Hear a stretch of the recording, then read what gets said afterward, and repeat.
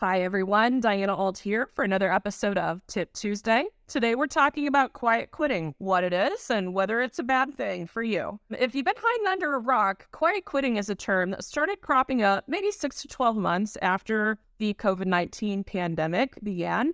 And what it is, people have a little bit different opinion, but I've read many articles about it and talked to a lot of people. And the most common theme that I see is that it's people disengaging from this notion that they need to be working at 110% all the time in their jobs. It can happen at any level of the food chain, anything from, hourly workers who say, I don't want to take an overtime shift, all the way up into the executive ranks. But basically what it looks like is, in my opinion, doing your job. It's showing up on time, leaving at the end of the day, doing work that you're assigned, but not necessarily raising your hand in the air to try to add extra projects and stretch yourself a ton and be super proactive with doing special committees and things like that.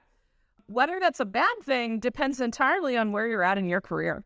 If you're a person that is hoping to get promoted in the next, 6 to 12 months, it's probably a bad thing to ratchet back and not take on any extra stuff, especially if you're asked to do so.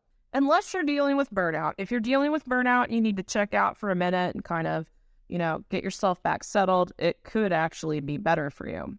But if you are very happy in your role and you don't foresee trying to do anything different for the next couple of years, if you're meeting base expectations for your job, quiet quitting is not necessarily a bad thing. You might not feel great about it, but it also depends on your relationship with work, the amount of time that you want to spend at work versus your needs at home and those types of things. So like everything else, the answer is it depends. So I hope this helps you out. I look forward to seeing you at the next Tip Tuesday. Have a good day.